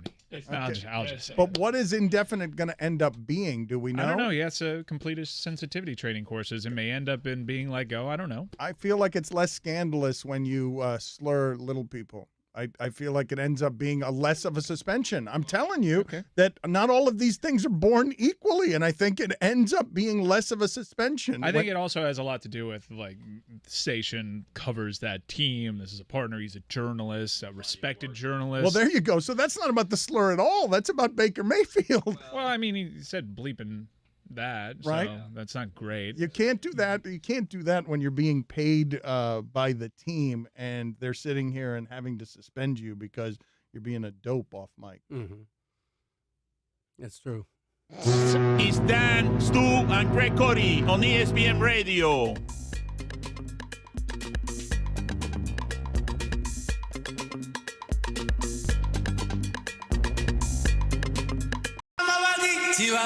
And now, the Ron Magill Show. Hey, Ron, if Dan were eaten by a grizzly bear, how long could that grizzly bear live off of Dan's fat alone? Dan, you're fat.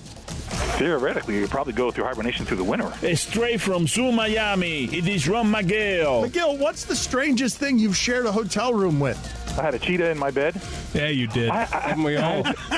Here is Ron Magill, Stugotz, and Dan Batard on ESPN Radio. ESPN Radio is presented by Progressive Insurance. Ron Magill going to join us in just a second here on the Shell Pennzoil Performance Line. Takes your phone call, 786-456-4837. Here's your SportsCenter update.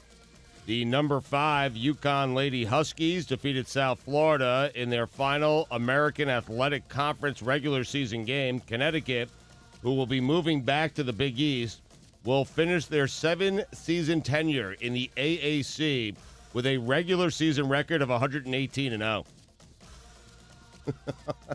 Oh, really? In men's college basketball, the Kansas Jayhawks were voted number 1 unanimously in the AP Top 25. Bill Self still has a job.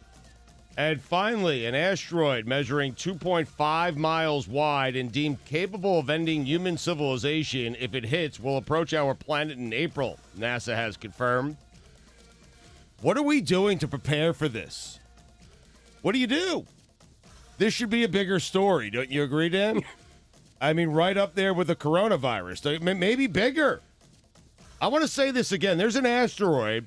It's 2.5 miles wide. It is headed towards planet Earth, and it is capable of ending human civilization.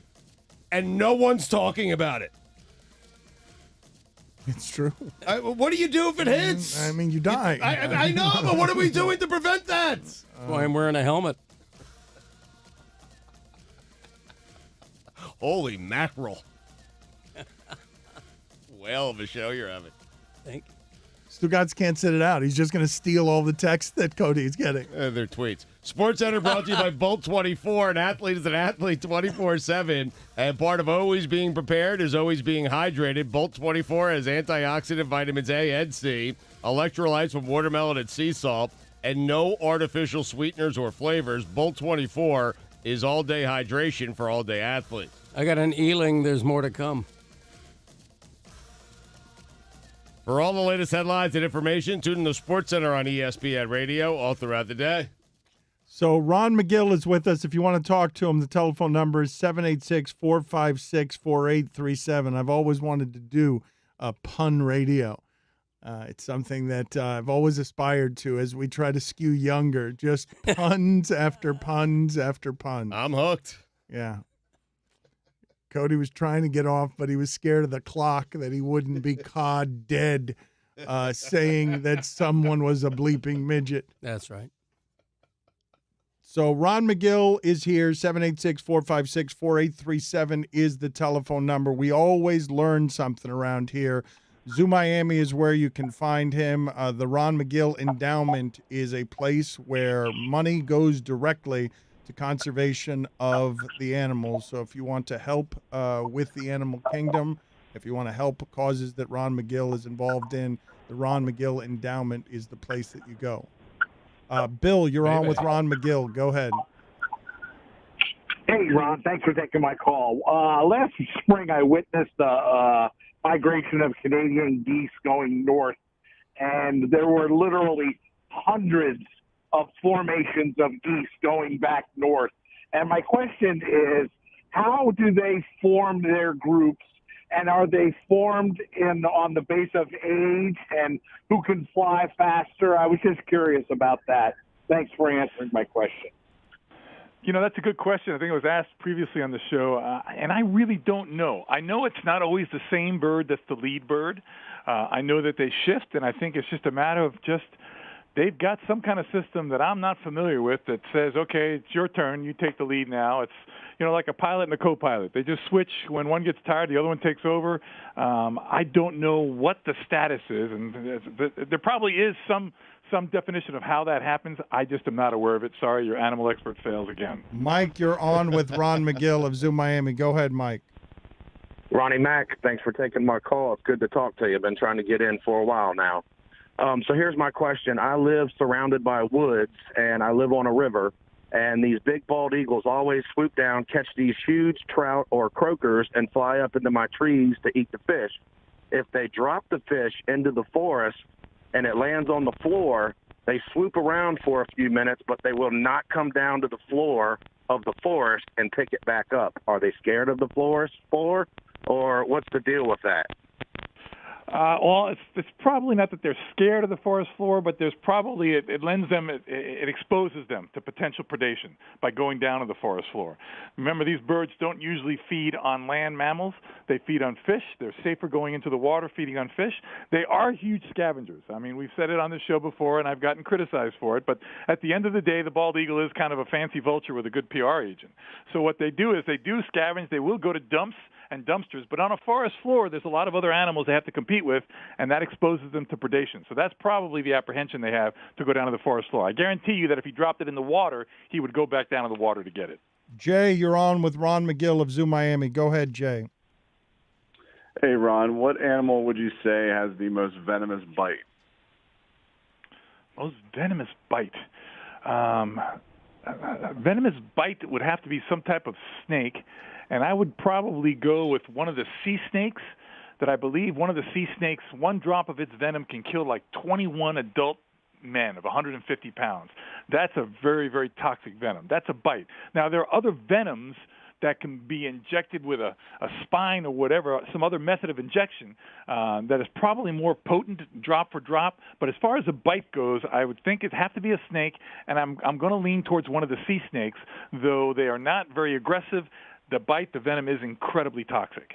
How many snakes can kill an elephant? Only one snake can kill an elephant with one bite, and that is the king cobra. It is the largest venomous snake in the world. A big male can get to be close to 18 feet. There are snakes that have a more toxic venom drop for drop, but per bite, the only snake that can kill an adult elephant would be a king cobra. How long would that take? take? That's a great question. How long would that take? That would probably take, depending on the size of the elephant and the size of the snake, between 1 and 2 hours. Damn. Wow. Slow death. Bruce. Yeah, it's not fast. Bruce, you're on with Ron Magill. Go ahead, Bruce. Yeah, Ron, we've all seen Deadliest Catch, and the crab are at the bottom of the Bering Sea under tremendous PSI, and when they haul them to the surface, why don't they just explode? That's a great question, and I don't want to pretend like I'm 100% sure of the answer, but my best guess is that crabs they have an ectoskeleton. Okay, basically their skeleton is their outer shell, and that is what's protecting them to the pressure change, both losing it and gaining it. So coming up through that immense depth change, that ectoskeleton is what's preventing them from basically exploding like you so colorfully described. Ron, a new study by the University of Sydney tells us that cows tell each other how they feel through their moos, with vocal characteristics and changes of pitch telling about their emotion. I'm wondering, is that rare or common for that kind of communicative skill in the animal kingdom? I think it's very common. I just think it's rare that we are able to decipher it, or that we are able to come up with a study like they came up with the cows. You know, here we have domestic animals that can be easily studied and they can do a lot of these sounds, but I think that's something that runs across the animal kingdom. I think animals communicate in many ways that we as humans are not able to detect, and selfishly sometimes we just assume, well, they can't communicate like we do. On the contrary, I think they communicate very well in many of the same ways that we do. We just are not able to perceive it. Mike, you're on with Ron Magill of Zoo Miami. Go ahead, Mike. Are there cases of known monogamous animals cheating on their significant others? Absolutely there are. Absolutely there are. For instance, there was a study done not too long ago with flamingos that showed that they are monogamous. They basically pair up. One pair raises their chicks. But there was a study done that when the male ventured off to get some food or whatever, the female went off for a little quickie with another male and came back to the nest and welcomed back her male, and everything was fine, and that was vice versa. The male would do the same thing. Yet, as a pair, they stayed monogamous, raising the chicks that were, hatched out of the eggs on their nest, even though those chicks may not have necessarily been from that particular male. And that male may have chicks at another female's nest that he's not raising. But as a pair, they agree that whoever hatches out of the egg in our nest, we are going to raise. What is the play-by-play you're doing on the video for the television audience on ESPN Ooze? Here we go. Let's put it on. Okay, I see there's a bear here and there's a skunk looking at him. Don't do it, bear. Bear, don't do it. I can see the bear's thinking. The bear's thinking, what is this? No, don't do it. No, don't do it, bear. Bear, no, got it. Oh, no, bear. Right there. Look at that bear run away. Look at that bear run away. He thinks he has to get better to die. It's like unbelievable. It is such an Listen, that has happened to me, guys. That has happened to me, and I can tell you that is such a putrid, unbelievable stench that it makes you almost simultaneously want to vomit, and you have to wait for days for that smell to go away. Skin has to die off. You have to throw away the clothing. They'll never be washed away. It is such an incredibly potent stench. The bottom line is, that the serum, the skunk serum that's used that stink is actually what creates some of the most expensive perfumes in the world because of the staying power that it has. I promised to ask you this question. So, of the two stories you have told of dancing in front of a 5-foot bird in a costume and then turning around and squatting and collecting for science, collecting for research, it's arousal. And wearing a helmet and shoulder pads while placing a brown sleeve around the private parts of, was it a stallion? Yes, a stallion. It's a stallion. They bring out a teaser mare, and we have to collect the semen of the stallion so that artificial insemination can be used. And that job fell on me once at the University of Florida at the horse teaching unit. And yes, the more dangerous job is certainly the horse, because that stallion, after he was through doing what he was doing, he would fall from one side to the other, and I had to find out which way he was going to fall so it didn't fall on me. Oh man! Okay, no, I'm serious. This is serious. Ron, were you wearing a finish? Go ahead, I was Ron.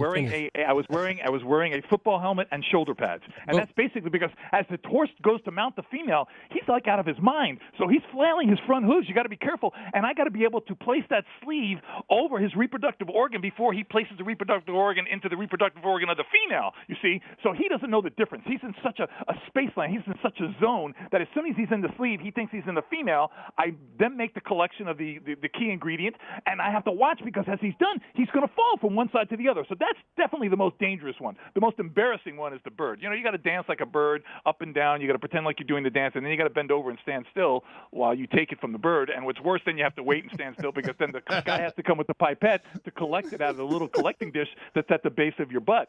But it's all for science. This is for artificial insemination to preserve a species, and I'm proud to make a contribution to that. So thank you very much for bringing it up, Dan. Do you think your question was going to be better than that answer? Well, I had a specific question that naturally begs asking, which is the football helmet you were wearing, was it a Broncos helmet to enhance the pleasure of the horse? Okay, play the bump, bump, ba-dum. That is what he wanted to get in with. I mean, it makes sense. Dan's very crabby today. He really is. You're engulfed in the Dan Le Batard Show on ESPN Radio.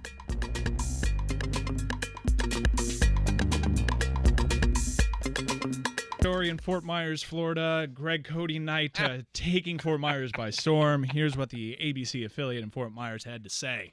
And it's Greg Cote night. Greg Cote night. Okay. I want that guy's name so that I seriously get that guy's name so that I can mispronounce it. Would you do that for me?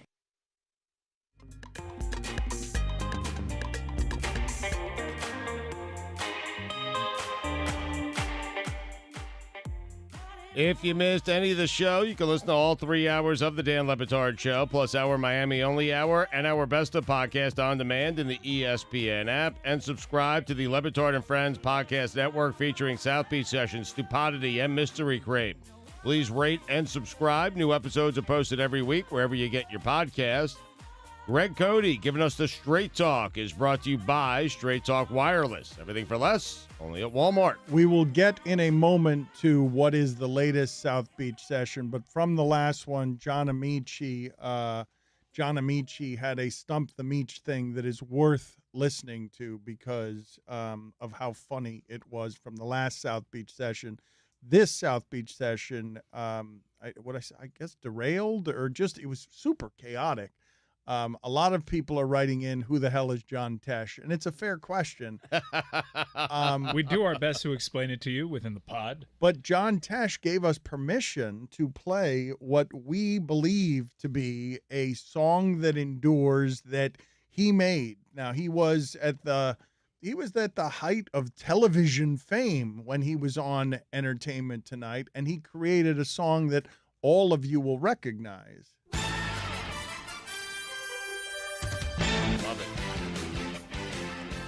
and he gave us permission to use this song. Just we should play it as much as possible. Hey, that's not a perpetual license. How do you Dan. know? It's not. Let's not chance it. And so there's a new one out though now. Kind of went to it a lot in that South Beach We session. really did. We really did. Also, weirdly, we FaceTime Pat Sajak. It's a whole big mess. The whole thing is a mess. But Hans Zimmer has created, for the MLS, he has created a song that we can't play for you, but you should check out on the internet because I don't know that there's been a stronger more motivational song that I have heard from a composer than what it is Hans Zimmer did for the MLS. I heard it in person at Bank of California Stadium before LAFC enter Miami. I was a fan of this song headed into it, and this is the walkout anthem for the players as they line up on the field before the match. Goosebumps. This guy does big things, right? He does like Interstellar, Gladiator, that war movie Dunkirk, like these big. He is good at big epic sound portending Dan. something important. Hans Zimmer is good. That's one way to describe it. He's won 2 Golden Globes, Academy Awards for doing this type of thing. Yes, I mean the Dark Knight trilogy. He does big music well, and so you got fired up just listening to it while doing what you were doing on Sunday. I love that the MLS is like, who can we get to create an anthem? And they went to the very top of the food chain, and Hans Zimmer delivered. This is the best anthem in soccer, maybe just outside of the Champions League, which is just iconic. When you have a heavenly chorus just singing to you the champions, it's hard to top. It stinks to hear the way you guys are talking about it and not being able to listen to it. Yeah. It stinks. It does. I know. It's not great radio either. Billy, can you tell us a little bit about this fan? Greg Cote is very pleased because Juju Gotti got a tattoo of Greg Cote's face on his leg. He subsequently also tattooed my face on his leg. And now Guillermo, who has his own mafia, he has also gotten something that is a tattoo in your honor. There's someone who got a tattoo in your honor? Yeah, Steak Sauce got the Guillermo Mafia logo tattooed on his leg for some reason. He actually called in beforehand, and he's like, hey, guys, there was a whole story. Basically, he was listening to something. His friend was getting a tattoo. He was walking through a casino. He put money down on Red 18. He won and then decided, boom, I'm getting a show tattoo. It was really strange and hard to follow. And then he followed through on it, and he got a Guillermo Mafia logo tattooed on his leg. Steak Sauce did, out in Albuquerque, New Mexico. He's a sports writer, and his columns are always A1. That's why he goes by Steak Sauce, Dan. And it's flattering, I guess, but I don't know how to feel about the fact that Steak Sauce now has that logo tattooed on his leg forever. I would say that at least a logo is less weird than the face of Greg Cote. I don't think that Without a doubt. I don't know about that. Greg. I think your face is on Juju Gotti's leg now, too, Well, Dan. that's also weird. That's also weird, I think. Flattering as well, but strange that our faces would be there on anybody's leg. Cody thinks it's not strange. Cody thinks it's absolutely earned. It's quite the commitment. And it's an honor. Thank you. I Yeah. appreciate that. I'm surprised Dan's face fit on his leg. But Wow.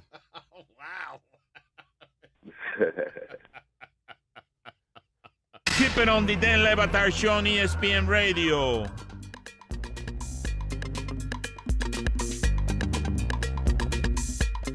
even get me started on vitamins, the great medicinal hoax to sate the gullible, a modern do-all placebo. Folks, let's dial it back and understand that most of what they peddle in a pharmacy is unnecessary, like vitamin D. Please, you want some vitamin D that's totally free?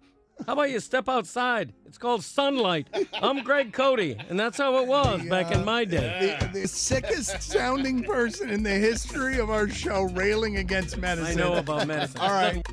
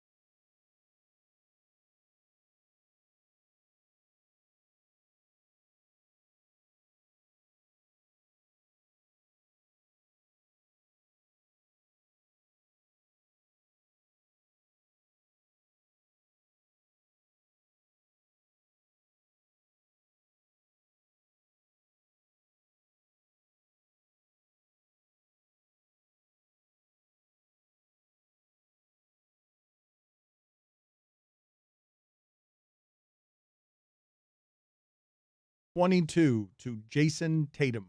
Happy birthday to him. I don't care. Good luck. God's will. Greg Cote of the Miami Herald is in with us, and I don't know if the big toe is ready. Stugotz has said that he wants to clip Greg Cote's big toe as a punishment that he selected at the grid of death after losing a game. So Greg Cote will now reveal the big toe to everybody. The great we will toe. see if the great toe. It's the a great fine. toe. It's a great toe.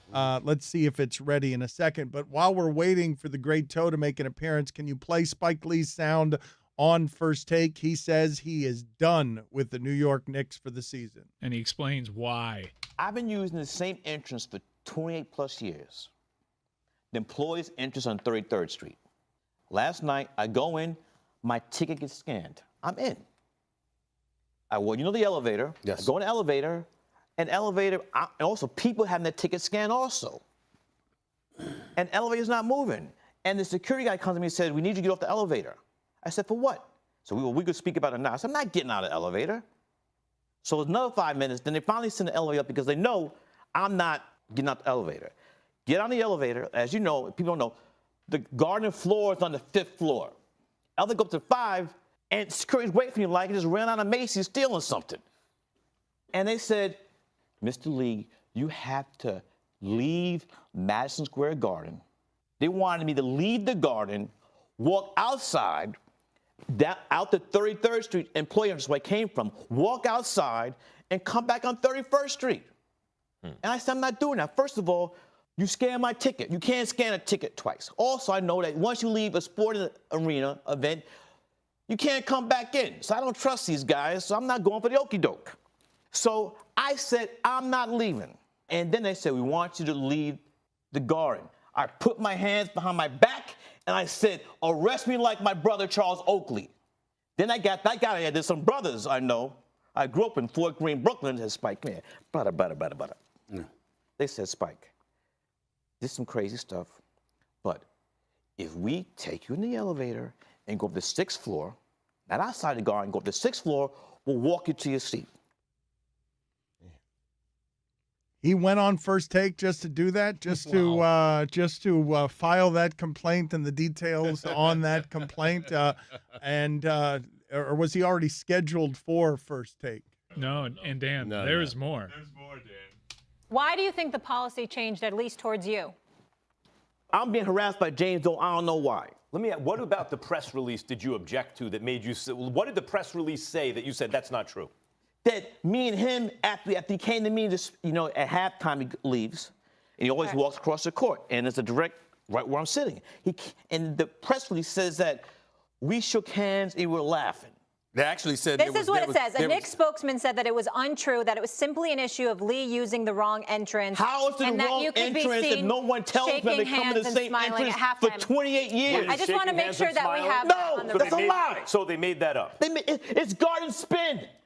I wasn't shaking his hands. In fact, when he came over me, I didn't get up right away. I was down sitting in my seat. So when James Dolan came over to you, yeah, what did he say to you exactly, and what was your response exactly? He said, "We have to talk." I said, "Talk about what?"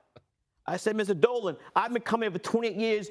When is somebody? Why do I was not notified? By email, text, what did he say?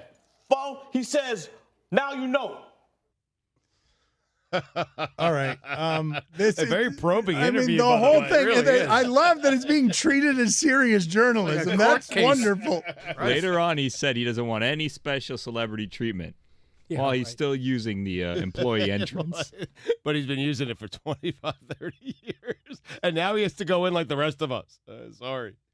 Look, man, you don't enter like the rest of us, and I understand why Spike Lee, after giving them that amount of money, this is This is out of the Stugotz playbook. Like, everything he's doing here is make a scene, be insulted, have your ego pierced, and then go on First Take to complain about it is exactly how you would handle all of that. No doubt. I'm proud of him. You are right. I am glad that you called me out and pointed that out. And he is right about the ticket. Once they swipe it, you cannot go back in. Once you leave, you can't get back in. I have experience with that. I left right before Ray Allen hit that big shot. Yes, that's right. And then you tried to get back in. Let's see the foot here, Greg Cote. Let's see what we have here for the great toe. And Stugotz, are you ready to cut this great? Oh, yeah, that's ready. That's ripe and ready. It is disgusting. It really is. It's big. It's thick. It's yellow. This is the second time I have cut this toe. When's the last time you actually cut the toe, Greg? When's the last time you've cut this toe? I mean, it needs cutting. It's probably been several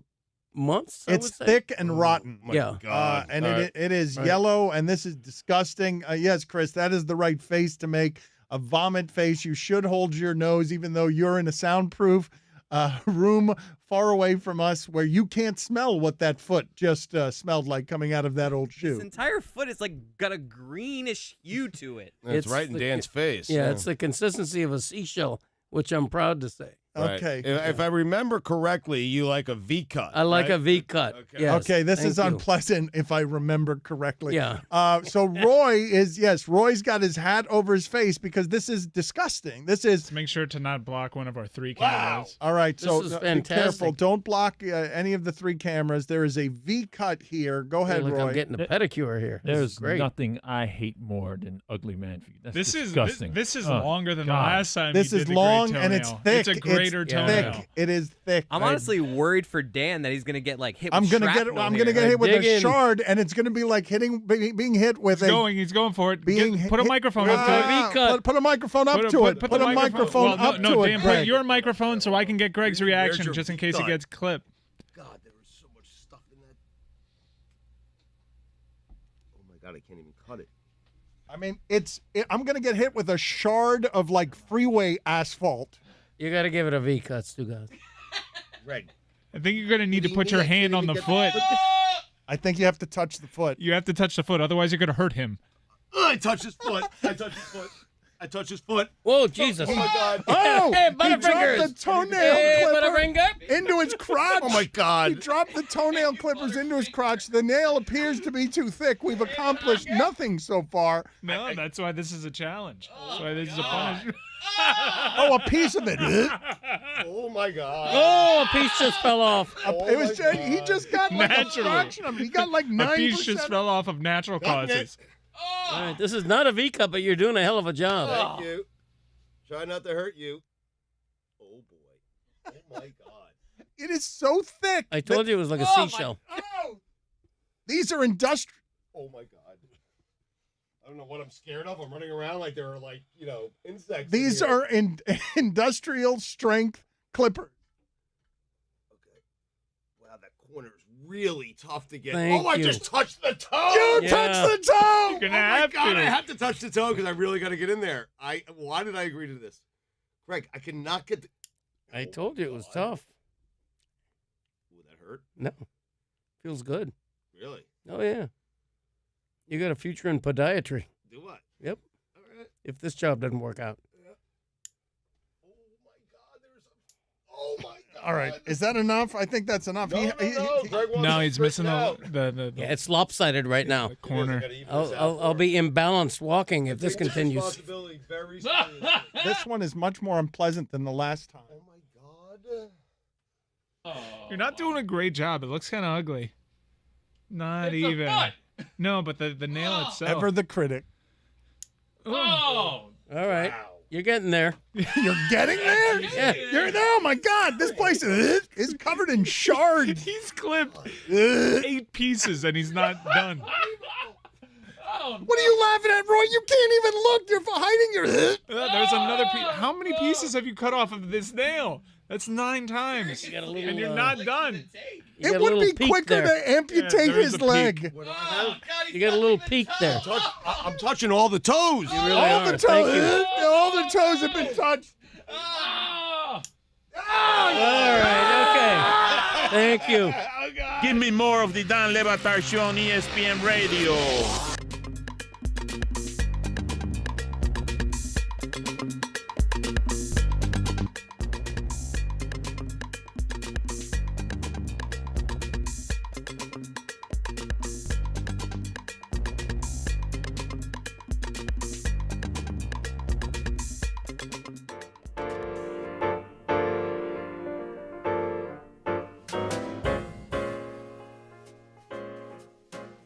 Today on ESPN Daily, Celtics power forward Jason Tatum is playing the best season of his career. So could he become Boston's next superstar? I say yes. That's ESPN Daily with Mina Kimes, presented by ADT. Download, subscribe, and review ESPN Daily, available wherever you enjoy your podcasts. Take a minute here for Advance Auto Parts. You may not be able to run, throw, or catch like a professional athlete, but now that it's spring, you can get your lawn looking like a professional sports field, assuming your lawn gear will start, that is. Stop by Advance Auto Parts. They'll test your lawn and garden battery for free. If it needs to be replaced, they have Autocraft lawn and garden batteries starting at just $22.99. It's a great deal. Plus, enter the code DAN20 when you buy online to save 20%. Think ahead. Think Advance. Only at Advance Auto Parts. Why have you been talking about Toto toilets for a month? Why for 1 month have you been talking about Toto talking our toilets? ear off during the breaks without ever actually getting to the point. So I was out in California months ago, and I was in a hotel, and it was my first experience with a Toto toilet. Dan, I don't know if you've ever experienced a Toto toilet, but it is life-changing. I want to meet this Mr. Toto, the person who invented the Toto toilet, and I want to give him a pat on the back. I also would like him to send me a Toto toilet. This thing speaks to you. It is amazing. So I walk into the bathroom, and I'm there with my wife and kids, and we're all wondering what's going on with the toilet. Because every time you walk in, the seat goes up. By itself, yeah. It invites you to sit on it. I mean, that's what it's doing. It is inviting you to go to the bathroom. So every time you walk in, regardless of if you're going into the bathroom or not, to go to the bathroom, that seat is going to go up. And what it's doing while it's going up is saying, hey, come sit on this comfortable seat and take care of your business. It goes down, right? You're talking about going down in order to sit on the seat, right? Yeah, it goes down, it goes up. You never have to touch the toilet. You don't have to do anything. But then when you sit down, we had set the temperature. It was very cold, all right? I know we're in California. It was Northern California. Heated toilet. It's a heated toilet that opens and shuts. You walk in, it opens up. You're done with your business, it closes. It invites you. It sets a temperature. It can massage you. It can do whatever you want it to do. This Toto toilet is revolutionary. It can massage you? It can. Yes, it can. How? Wow. You have a remote control, and you can hit it. It sends like little waves through your upper thighs, like the back of your thighs, and your butt. And it's amazing. It felt amazing. And so every time I walked into the bathroom, whether I had to go to the bathroom or not, I sat down on that Toto toilet. And it was warm, and it was comfy, and it massaged me, and I became friends with the toilet. I mean, it was amazing. I have so many questions. One, I'm sure Dan already has one of these, right? This seems right up Dan's alley. I discovered this kind of toilet on the recent trip to Japan. I was sort of floored. The Japanese toilet. Oh, their toilet game is unparalleled. Yeah. Put it on the poll, Guillermo, at Batard Show. Is the Japanese toilet game unparalleled? Yeah. Because I agree with Mike on that. It felt like everywhere I went there was the equivalent of a Toto toilet. So you said it talked to you? Like when you walk in, does it say hello, Stu? No, it doesn't say hello, although I'm certain Toto has invented a toilet that can speak to you. When I'm saying it talks to you, what I mean is it comes up and it's saying, hey, sit on me. Inviting. It's inviting you to sit down, have a conversation with Toto, take care of your business. You gave it sports takes, right? You gave it some sports takes. Toto and I taught some sports, yeah. As I said, we became friends. Toto has some very interesting thoughts on what's going on. With the Sixers? Yes. But these things are expensive. So, sales, if you're listening, let's get Toto on board. Mr. Toto, if you're listening, I want a toilet. I want this toilet. So I didn't want to leave the toilet. I mean, I was upset when I had to do anything else on the trip other than sit on that toilet. I don't know what you actually get because I don't. You with these ads, I feel like, because you've been collecting everything that has to do with these ads for the better part of 15 years, I feel like you've got a garage filled with Pelotons. Like that you have all sorts of things. Kornheiser does this. Kornheiser will go on television and just make reference to something and hope that it will get sent to PTI, and it often does get sent to PTI, usually in the candy realm. It's something that he does. Don't look past Dan Le Batard's star, because when he mentioned Splenda, we got a gift pack from Splenda. Really? Didn't you get like 75 pounds? It was really of an Splenda? Inconvenient gift that Splenda gave us. It's like giving someone a You responsibility. also got to like be a careful pet. shipping that much white powder to Miami, too. There's that, right? There's some sugar. So, Chris, it also has a built-in bidet. Certain models have a built-in bidet. You never have to touch the toilet. It's unbelievable. You don't have to touch the toilet. It flushes for you. It takes care of everything for you. And it speaks to you. I mean, Well, not amazing. everything. Cody, do you not want in on this conversation? It sounds intrusive. I like doing my own business manually. I don't want the toilet to help me in this realm. This is a private function. I want everything to do with anything happening when I'm sitting on a toilet. Really? You Yes. don't want any help? I don't want any help. No. You are from the old school. Billy seems to be with you. 100%. The outhouse was perfect the way that it was. Then we started introducing water into the whole thing, and then everything went downhill quick. It's great. I don't want a toilet massaging me. It is a slippery slope. Get away from me. Toilet. It's a slippery slope. It's going to be like cell phones. Next thing you know, it's going to be documenting and memorizing everything we do on the toilet. What's the Toto toilet taking photos of me all of a sudden? No disseminating one them. has It's ridiculous. ever said that the outhouse was perfect the way that it was. That is not a thought that anyone has ever had. Never mind spoken it into existence. It's the truth. Next thing you know, these toilets are going to be documenting what we're eating and ordering the food for us to Right. replenish what we've put out. We're It's essentially just too much. we're what they're selling. They're just getting data from us. Yeah, it's telling me when to go to the bathroom. That's my decision, not yours. Get out of my life. It's not telling you to do anything. It's inviting. It's not. You guys said it's inviting you. It's a wonderful host. It's making a simple request here is all It's doing. saying, hey, would you like to go? Who wouldn't like that? It's a private function. I want to be This was the Dan Le Batard Show on ESPN Radio. We live in a racist country.